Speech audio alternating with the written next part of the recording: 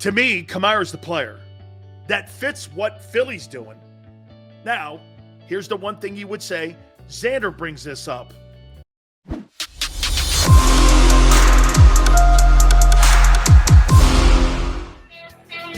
Hour 2, National Football Show. It's your boy Big Sills. Please hit the like button. I was asked to reset who Howie's looking at as of now. By the way, again, I want to make this very clear because people have gone over to my Twitter page and said that I'm reporting this, and I am, but I believe there's others too that he's looking at. Chuck Clark, safety, Ravens. I don't know what the compensation is there. Kareem Hunt with Andrew Berry, obviously the relationship. The Browns want a third and a fifth. Tavarius Moore, 49ers, 2023 fifth rounder. And Darrell Williams, running back, Cardinals, is who Howie Roseman has targeted from what we've been able to find out a little bit here. So those are just some of the guys. Do I think that he's made conversation to Mickey Loomis on Alvin Kamara? We said this 3 days ago, that'd be one of the first calls I made. What do you want to do in New Orleans? You need a quarterback. Did you see they're going to start Andy Dalton? So they've already given up on Jameis Winston. You're starting Andy Dalton. What does that tell you? They need draft picks for next year. They need as many draft picks as they possibly can. Alvin Kamara could get you high draft quality picks. Andy Dalton is not the answer in New Orleans. I mean, Dennis Allen's got to be looking at this going, Jesus, I had a shitty quarterback when I was in Oakland with the Raiders. Now I got another one. They need to get a quarterback in the building. You're not going to do it with what you have now. Taysom Hill, Andy Dalton, Jameis Winston. That's going to turn the New Orleans Saints around. There's some players down there too. They may move to DT. I don't know. I don't believe that they'll move Marcus Latimer. But they got to start moving people. I mean, Andy Dalton wasn't the answer in Cincinnati. He did win 11 games a few years. They thought he was. Hey, they made it to the playoffs and won some games with him. They did. He wasn't horrible in Cincinnati. Kamara's last tweet, if you partake of what sucks, you are a sucky too. What does that mean? I think he's tired of the environment. He also said this, GT, that, he's tired of losing. I think that Mickey Loomis and Dennis Allen have told him there's a potential we can move you. Either that or they've contacted his agent and told him that. I think it's going to take, he's 27 years old. How much tread does he have on the tires? Now, look, when you're making a trade for somebody like an Alvin Kamara, I would say this to the Saints. Hey, look, I'd like to see if we can make something happen here within reason. Every organization overvalues their players. Howie Roseman's notorious for that, overvaluing his guys. Look at how long he held on to Jalen Reagor. He still had some sort of notion that Jalen Reagor had some value, but when he finally had to make a move, there was no value for him. It's not a knock on Howie. Every general manager does that. Philly and Oz, thank you very much for being a new member. Thank you. Everybody overvalues their assets. You should. You absolutely should. Absolutely. But then when it comes down to cutting deals for Alvin Kamara, you go, look, the guy's 27. He's a pretty high volume salary guy. That's the kind of guy you would like on your team maybe 1 or 2 years. 28, I'd be all right with Alvin Kamara on my football team. So I try to build everything around Jalen Hurts.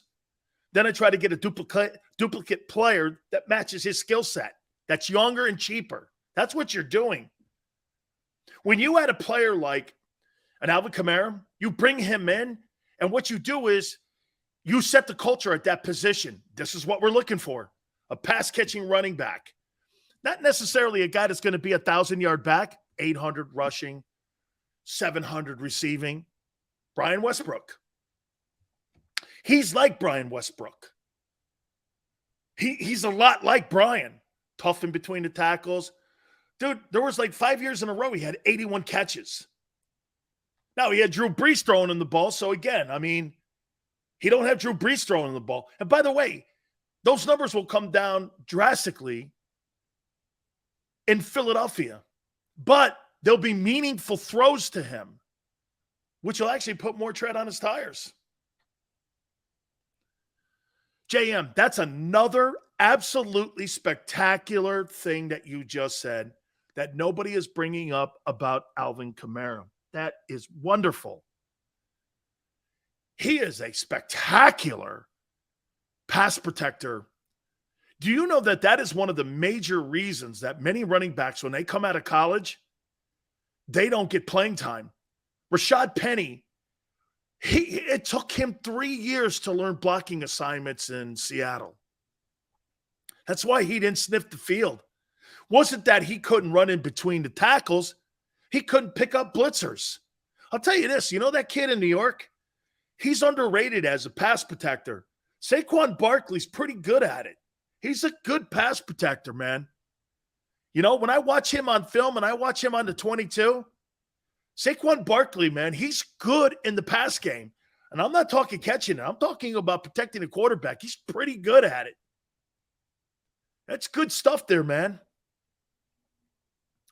Kamara is a great – but see, when you got a guy like Drew Brees back there and you got a guy like Brees, you got to protect him. Dude, one of the most important things that a running back can have, not just the fact that he's physically tough and he can run in between the tackles or he has good hands. Number one asset that an offensive coordinator wants is, because of the complex offenses that you have, you want to be able to know that this guy's got an ability to be able to go when it comes to audibles, that he can pick up pass protecting and he can pick up blitzing linebackers. If you can't pick up blitzing linebackers, you'll sit on the bench your whole entire career or you're out of the league. Especially in today's NFL. You know, back in my time, they gave you the ball 28 times. Now, you got to pass protect probably 20 times a game. Look at how many times Miles Sanders pass protects or whatever when it comes to the passing game, rollouts. Hen goes Sills, Hunt or Kamara? I'll take Kamara. I think Kamara's a better player. I think Kareem Hunt's a fine player. If you look at his first year with Andy Reid, 1,400 yards, led the NFL in rushing, caught a boatload of passes. He's very capable of it, but he hasn't been doing that in Cleveland because the majority of the touches go to Nick Chubb. To me, Kamara's the player that fits what Philly's doing. Now, here's the one thing you would say. Xander brings this up. Who would be a better red zone back? Hunt or Kamara? Hunt is the better red zone back. But who's going to help you more in the 20s, from 20 to 20? I think Kamara helps you. Personally, I like to have both of them. But you got Miles Sanders. So you're kind of with him. Who does Sanders? Sanders is not Kareem Hunt. And he's not Alvin Kamara. That's why they're going to let him walk. What you want is a Blunt and a Ajayi. That's what you want. You want that versatility. That's what you're looking for. I think that's what Howie's looking for. But he can't, because he can't move off of Sanders, who's making $2.5 million. And he's been effective. I mean, look, I don't want to dismiss anything Miles is doing. He's fourth in the NFL in rushing with 6 games. Obviously, some teams have played 7. We won a Super Bowl with 2 bruisers that no one wanted to tackle. Yeah, quite frankly, if you remember right, LeGarrette Blount, remember what he did? Remember how you got LeGarrette Blount? He totally, completely took a shit on the Steelers and quit. You guys remember that? Because I don't want no part of this. He quit on the Steelers. I know LeGarrette a little bit because he played in Tampa when he was down there. And I think like in 8 games, he had 1,000 yards rushing. Okay? And remember, the reason he didn't get drafted is because he knocked that guy out from Boise State. He was a good college football player at Oregon. I liked him. Tony, you know how he got back in the league? Tony Dungy stood up for him. Now, because his kid played at Oregon, Dungy's kid. And this Dungy's kid who lived in Tampa, who I know, said, Dad, this guy's a good guy, man. He's a good guy. And I talked to Tony Dungy's kid. He goes, yeah, man, the kid said something stupid to him. He punched him in the face. He didn't get drafted over that. Got suspended, I think, for the rest of the year.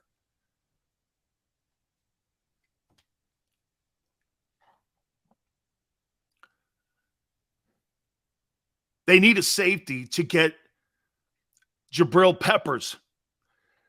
I don't think Howie's making a move for Jabril Peppers. I think that's a little rich for him. I think he's looking for depth back there. Dude, I told you this. Do you guys remember when I said, got to give Marcus Epps an opportunity? All of a sudden now everyone's like, oh, yeah, I love Marcus Epps. I'm like, yeah, well, I would like to see this kid play more. I like him. I thought he played pretty well last year. I did. I thought he played well. I don't like how scumbag Gruden stole his Super Bowl. Tony Dungy was a very loyal man to Clyde Christensen. The Glazers wanted to fire Clyde Christensen as the offensive coordinator. Dungy said no. That's why they fired him. Because they wanted more creativity in the offense. That's why they fired Tony Dungy. You forget this, John Gruden did make 22 different moves when he took that team over when they won the Super Bowl in his first year. I agree. I think Gruden's overrated. I think John's overrated. He did turn the Raiders around, but now the Raiders are turning back into what they were before John Gruden.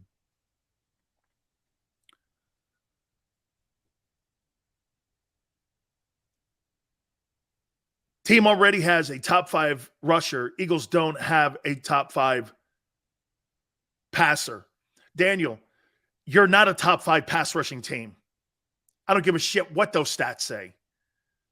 If you're leaning on the Washington Commander game, you're leaning on that stat game that you had, why would Howie make a move for an edge rusher then and surrender a 4th rounder if he thought that he had the move?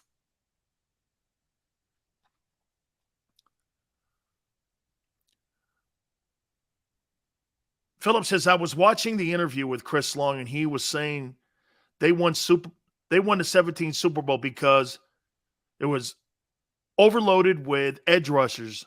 Do you think we should look for another edge rusher? It's a great comment. The pass rusher that you want, though, man, dude, again, you're paying for a Ferrari, and you're surrendering a little bit of your future. With Robert Quinn, you're not really surrendering much of a future here. You know what I'm saying? You're not surrendering that. You're not. Medic Mike, Gruden is a personality. See, it happens to be this way, Mike. If you're on TV for a little bit, you're considered a superstar coach. Look at Urban Liar. Urban Liar will be back somewhere bullshitting families again about what a great man he is and how he looks out for women and how he's a wonderful guy and how he's a motivator of young men. And he'll put that bullshit out there because you know why? He's now on the Fox Sunday pregame show for college football. So he'll bullshit some family and some organization will sign him because you know why? They want to win. They'll put the morality in their pocket and they'll want to win.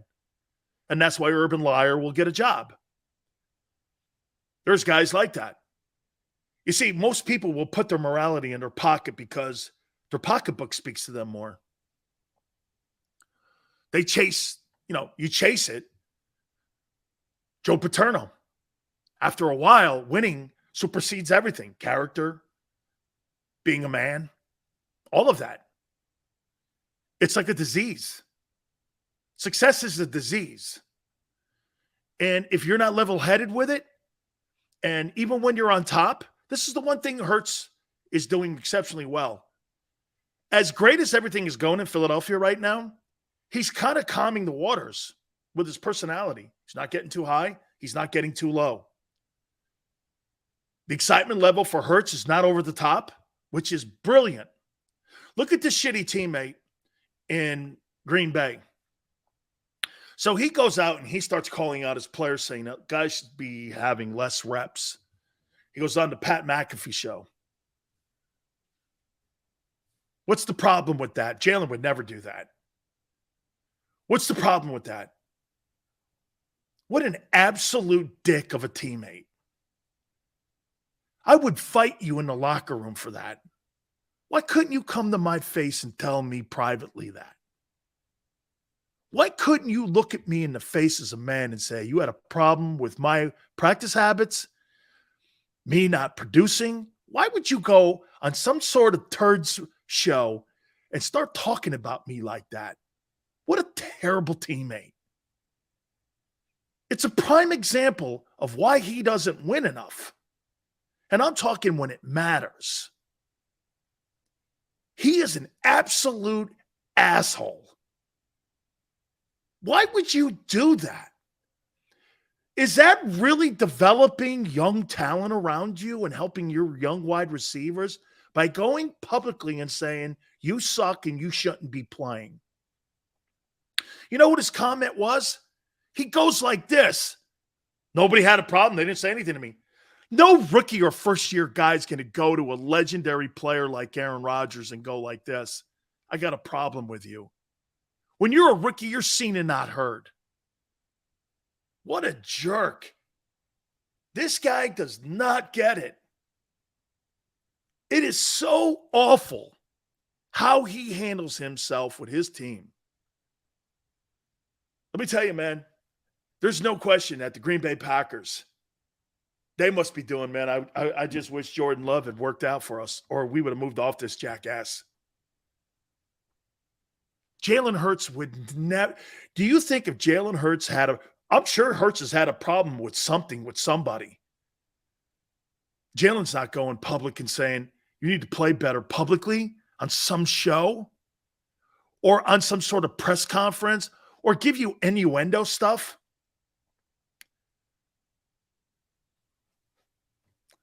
Man, I'll tell you one thing about these quarterbacks in the NFL today. Let me give you another one.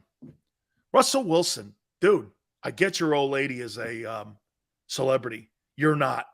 You're an NFL quarterback. Act like it. Shades and the clothes and telling everybody now you're doing jumping jacks on the plane flight over to Europe. And shut up, guy. No wonder Pete Carroll moved off your ass because he kept you in line. Russell Wilson thinks he's a celebrity. I know NFL quarterbacks are celebrities, but you got to act still like a football player. If Russell Wilson went back to being a football player, it might help the Broncos out. Might help the Broncos. Jalen Hurts is a football player. That's what he is. Tom Brady's See, what's happened to Brady?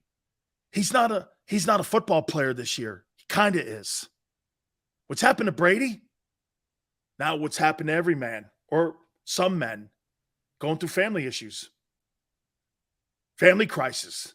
Why do you think Tiger Woods got stopped on chasing Jack Nicklaus's 18 majors down? Reality started to become reality to him. He was married. He had marital problems. He had problems like everybody else in the world.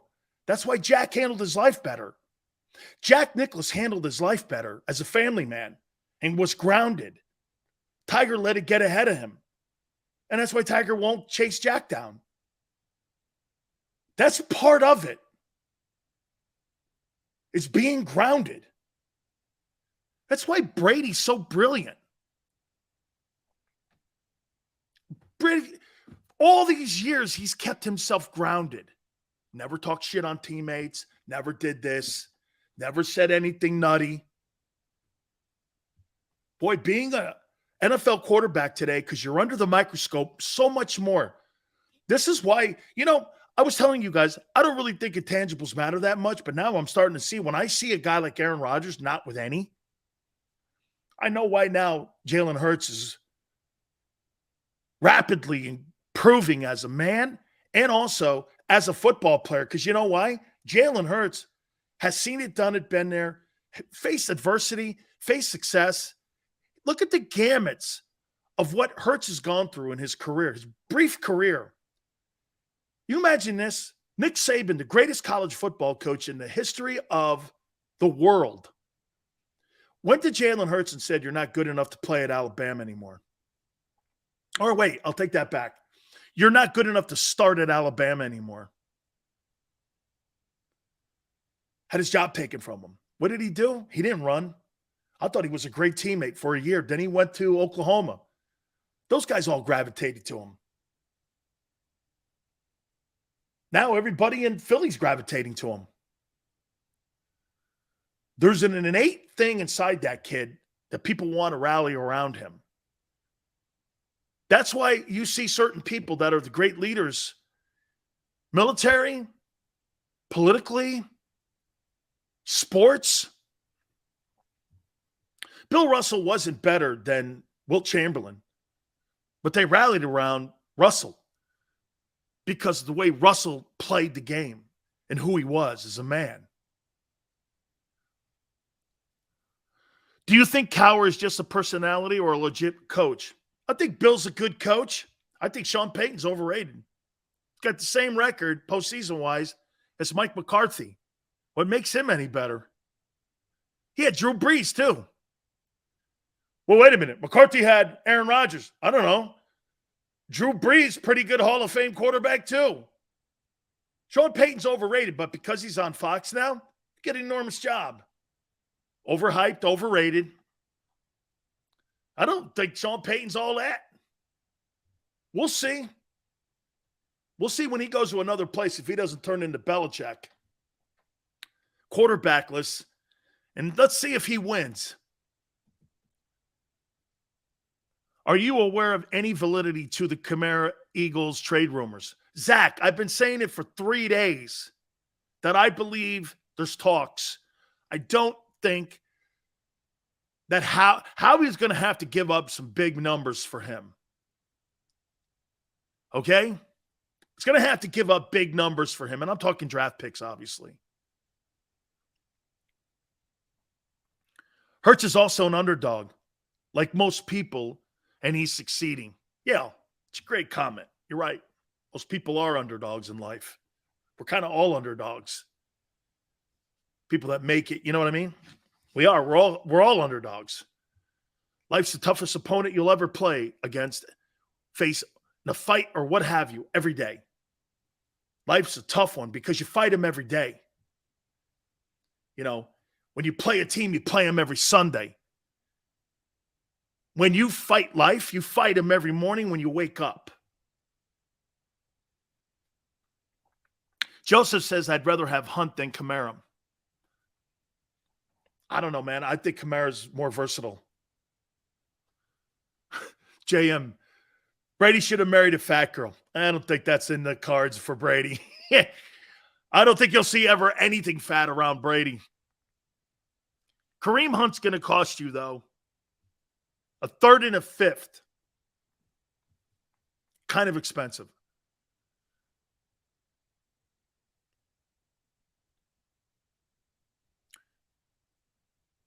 I'd rather have Kamara. I don't know. Oh, yeah, no doubt. I agree. Xander goes like this. Brady's going to have some sort of young smoke show. Did you see what Giselle supposedly, according to Page 6, she put an ultimatum out there. Either you spend more time with your family or I'm gone for good. I don't know, man. I never get involved in people's marriages. I don't care. It's nothing to do with me. What's in the best interest for both people. I'm not a marriage counselor. I'm a sports guy. And I don't pretend to be here.